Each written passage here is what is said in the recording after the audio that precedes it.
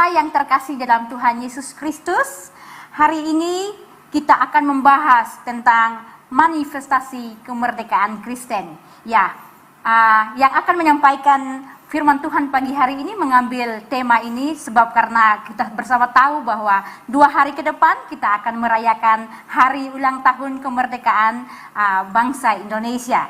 Ya, sebab itu hari ini bersama dengan saya di studio Bapak Hasrat Nazara yang akan menyampaikan isi hati Tuhan pada pagi hari ini. Ya, selamat pagi Pak Hasrat, apa kabar? Selamat pagi, kabarnya luar biasa. Wow, ini sebab karena rohnya sudah ini ya dalam kemerdekaan ini ya Bapak ya? Betul sekali Ibu dan pemirsa semua. Wow, dan apa yang ingin Bapak sampaikan kepada para pemirsa di rumah tentang manifestasi kemerdekaan Kristen pagi hari ini? Kami ingin mendengarkannya bersama. Silakan Bapak. Baik, terima kasih untuk kesempatan kita bisa bersama-sama pagi hari ini, Bapak Ibu, pemirsa, dan kita semua yang bisa bersama-sama bergabung dalam acara ini.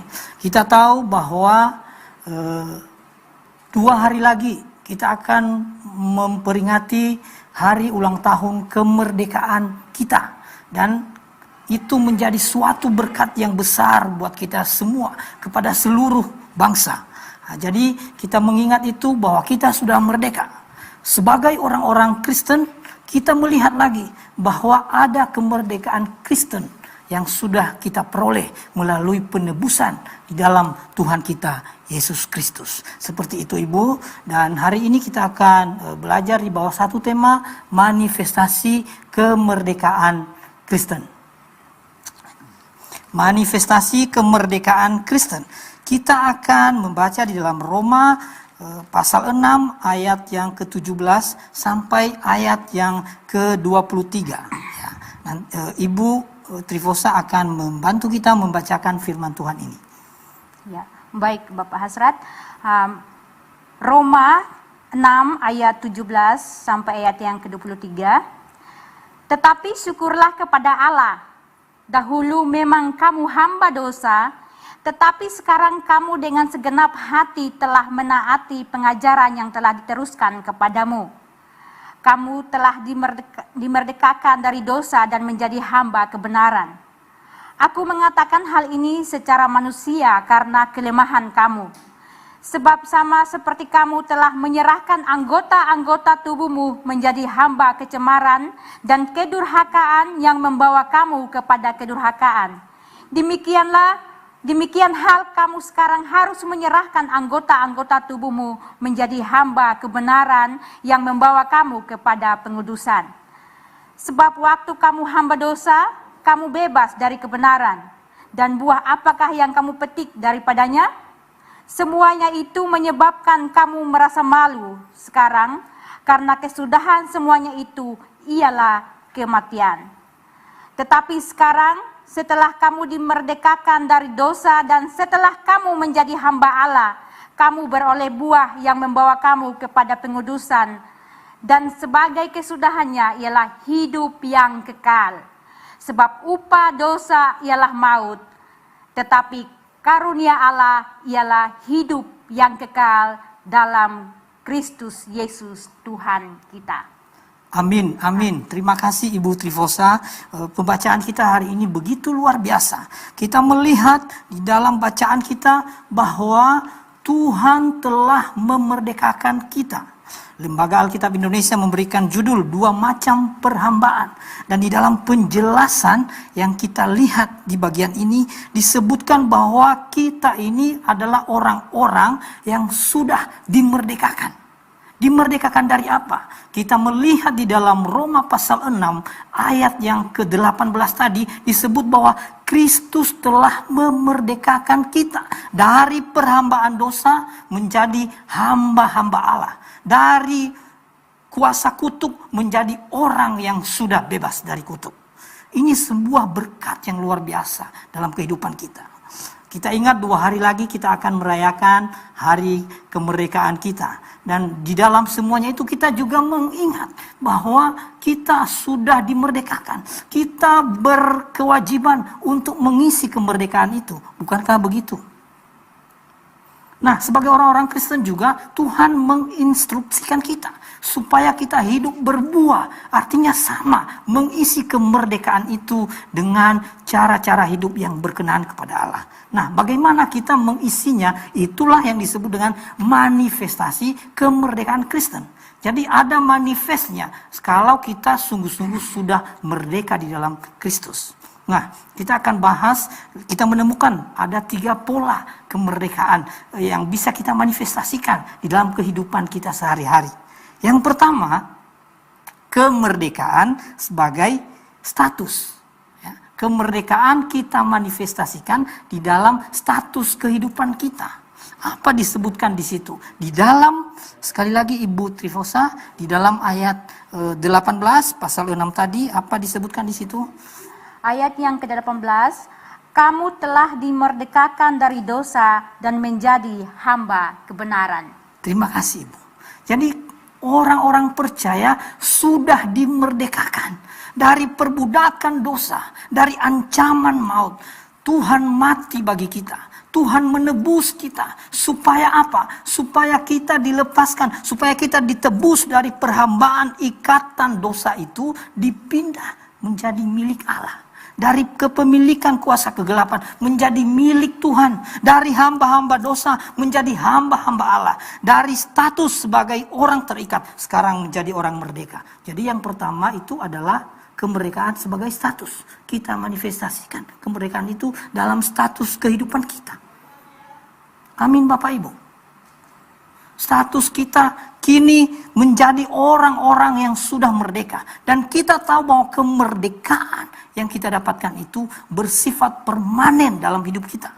Tidak ada lagi kepahitan. Kuasa dosa tidak mengikat kita lagi. Tidak ada lagi rasa geram. Jadi mulai dari batin, hal-hal yang rohania, sampai diekspresikan dalam kehidupan yang kita tampilkan bersama dengan orang-orang lain.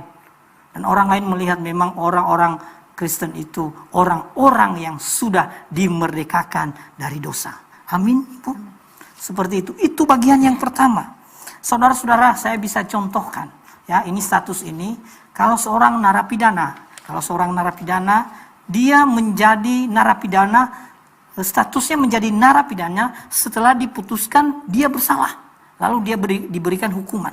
Kemudian, jika suatu saat dia diberikan grasi oleh presiden, maka apapun kesalahan yang dilakukan, berapapun hukuman yang seharusnya dia terima, kalau dia memang dinyatakan bebas, maka statusnya orang bebas. Dia dipindah dari sebagai status narapidana menjadi orang yang sudah bebas. Nah, itu kira-kira seperti itu.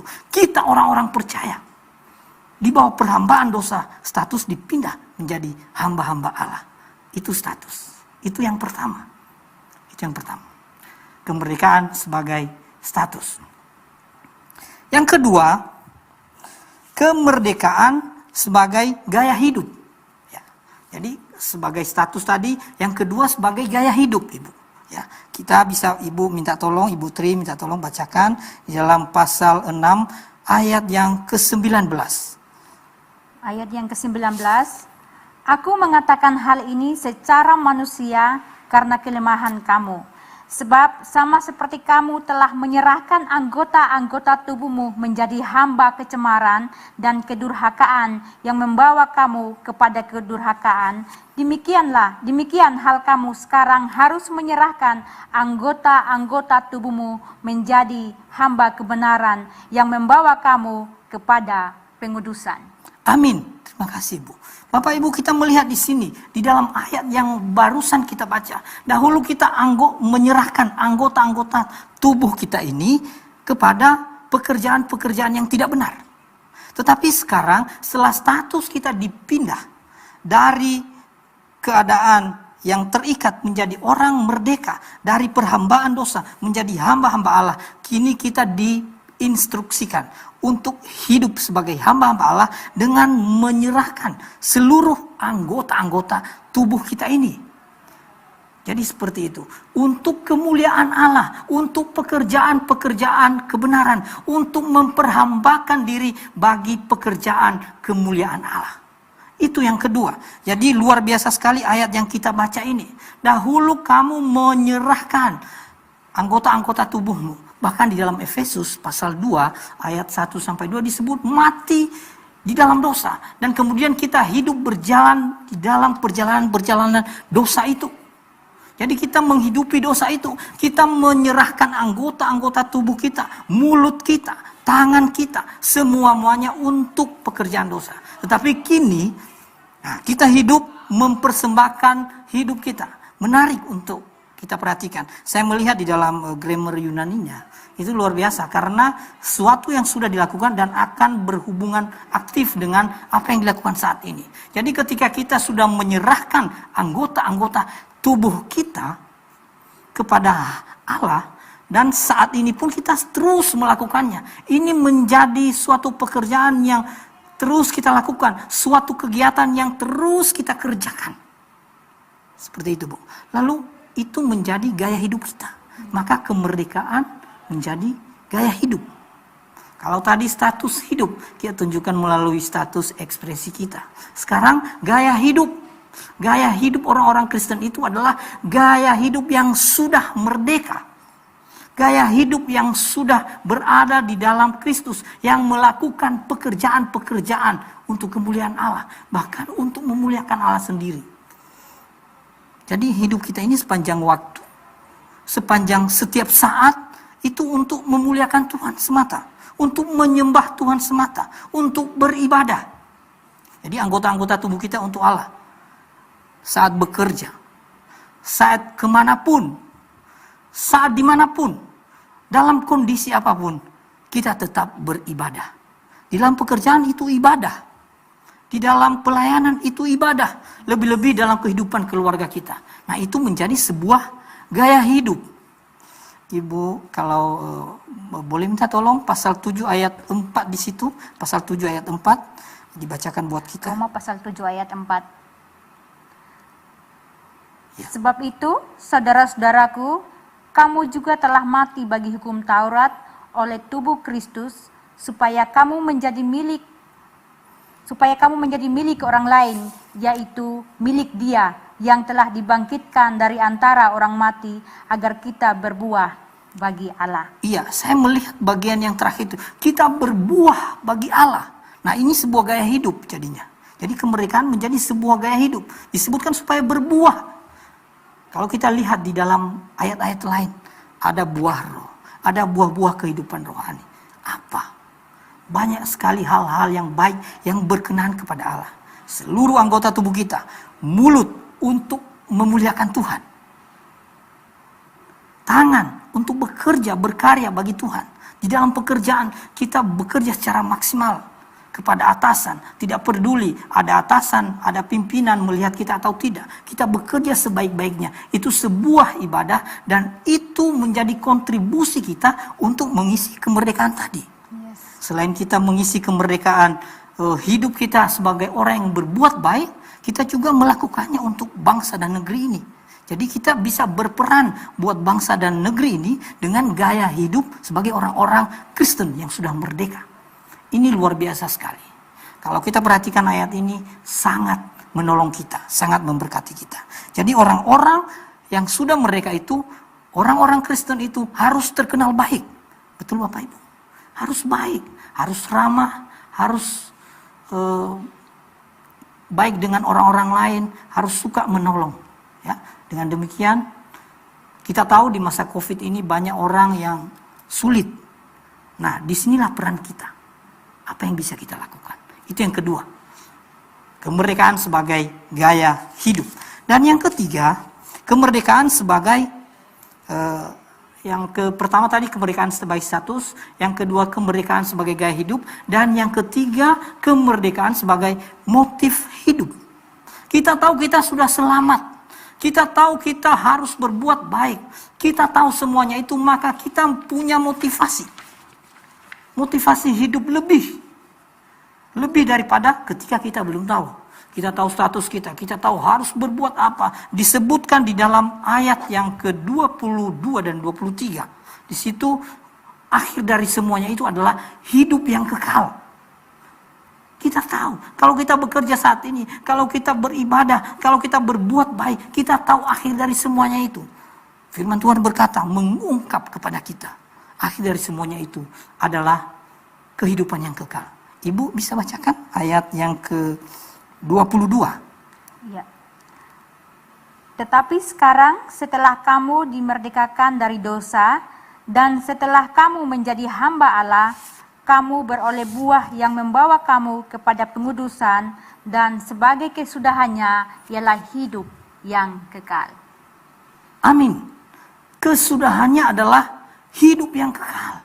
Jadi kita tahu seperti di dalam Kolose disebut, apapun pekerjaan kita, jerih payah kita, tidak sia-sia di dalam Tuhan. Karena kita tahu.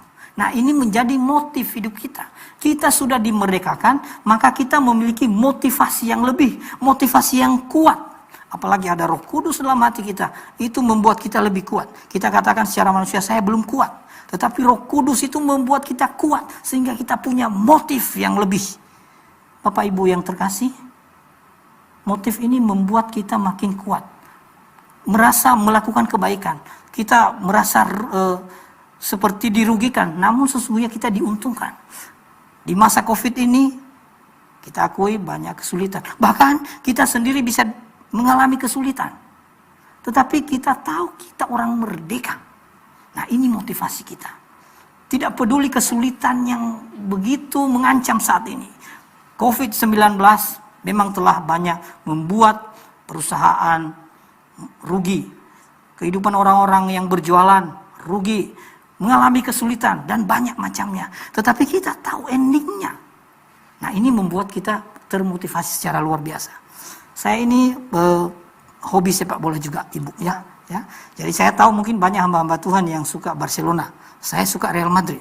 Pernah suatu saat Real Madrid dengan Barcelona, digempur habis-habisan. Nah, itu tahun 2011, ya. Ketika saya lihat lagi video siaran ulangnya beberapa tahun kemudian, kalau orang belum tahu dia bilang, aduh habis. Kenapa? Barcelona gempur habis-habisan Real Madrid. Tetapi saya tahu, akhirnya siapa yang menang? Madrid. Saudara-saudara, Bapak Ibu yang terkasih, pemirsa televisi, kalau kita tahu saat ini kita sulit, ada hal yang harus kita tahu lagi. Bahwa pada akhirnya kita menang. Pada akhirnya kita menang. Kenapa? Ini janji kebenaran firman tidak mungkin berubah. Bapak Ibu yang terkasih dalam Tuhan Yesus Kristus, marilah kita hidup ya dengan baik. Marilah kita mempertunjukkan kemerdekaan itu. Marilah kita memanifestasikannya melalui motif hidup kita. Jadi tidak ada lagi kegalauan dalam hati kita. Kita boleh gagal, tetapi jangan pernah berhenti berjuang. Amin, Ibu. Kita boleh dianggap belum sukses, tetapi perjalanan belum selesai. Pada akhirnya kita menang. Kita boleh sulit, tetapi perjuangan jangan pernah menyerah. Amin, Ibu. Terima kasih ya untuk kita. Jadi kira-kira itu 3 bagian penting itu yang dapat kita manifestasikan dalam kehidupan kita sebagai orang-orang yang sudah merdeka di dalam Kristus. Terima kasih seperti itu, Ibu. Wow, luar biasa Pak Hasrat.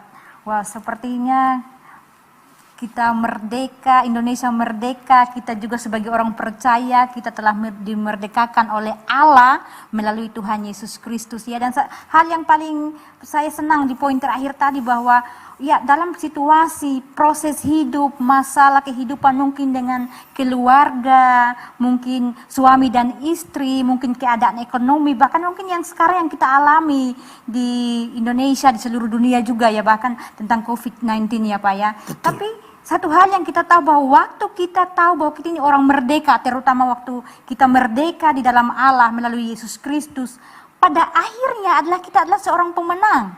Betul sekali. Kan saya senang sekali Pak akhirnya, dan poinnya saya senang dengan poin yang ketiga, hidup kemerdekaan sebagai motivasi.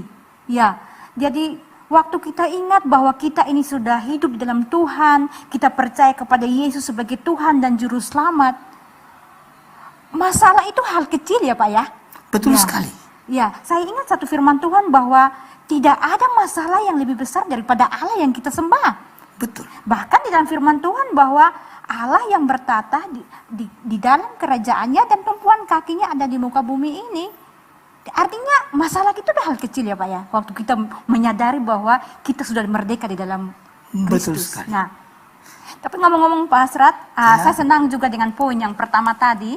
Di situ Pak, di awal tadi Bapak katakan begini, kemerdekaan yang sejati yang telah dianugerahkan oleh Tuhan. Ya. Nah, menurut Bapak sendiri, kemerdekaan yang sejati itu seperti apa Pak? Baik, kemerdekaan yang sejati adalah kemerdekaan yang mencakup keseluruhan. Yang pertama-tama secara esensi adalah hal-hal yang rohania. Jadi merdeka itu pertama-tama merdeka di dalam hal-hal rohania, seperti di dalam Yohanes pasal 8 Tuhan Yesus mengatakan dimerdekakan dari dosa. Jadi Tuhan Yesus memerdekakan kita dari kuasa dosa, dan itu semua nanti akan berbuah melalui manifestasi kehidupan kita sehari-hari.